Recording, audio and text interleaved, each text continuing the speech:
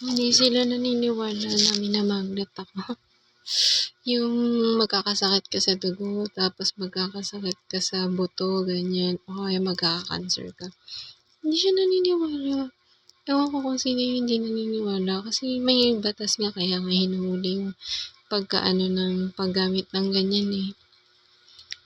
Dahil kapag nasobrahan ka na, tapos may ginagamit pa sila ng improvise na para kuryentehin ka. Tapos ewan ko kung may itinatarap pa para mas lalong maramdaman mo yung pagmamagnet o kaya yung simple experiment lang ng pagkuryente o kaya simple experiment ng sa katawan ng tao. Makakuryente ka talaga.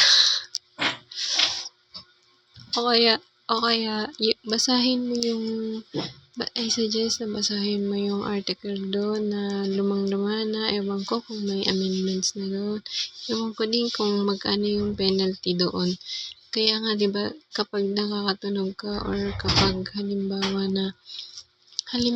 na ayan, iniistorbo ka yung privacy mo, hinahack ka, ganyan.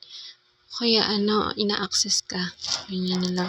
Di ba may malakas yung dating ng boses nila sa tenga mo. Para ka nang may amplifier sa tenga mo. Kahit nasa labas sila, maririnig mo sila sa loob. Tapos may paritwal pa yan. Ganyan. May paritwal pa yan. Sabi nung matanda, nagalit siya. Nagalit siya kasi daw dinibulge ko daw yung Hindi po. May batas din eh. Hindi ko alam kung bakit hindi ka hinuhuli. Hindi ibig sabihin na authorized ka na mang-access o kaya manggulo ng privacy ng iba o kaya mag-record ng kung sino. Lagi kang makikinig dito. Tapos may ibig sabihin entitled ka, diba? Entitled ka na mang-access or na manggulo ng utak ng iba, ganyan. Proven and tested na yun. Hindi yan katang-isip ko lang. Maaring nakatago na yun, obsolete na yun, or whatever.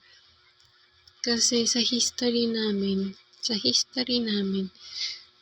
may something. Hindi lang naman ako yung parang in the 70s. Ganun yung mga hinihinala ko na ginagawa ng mga tao na katulad niyan.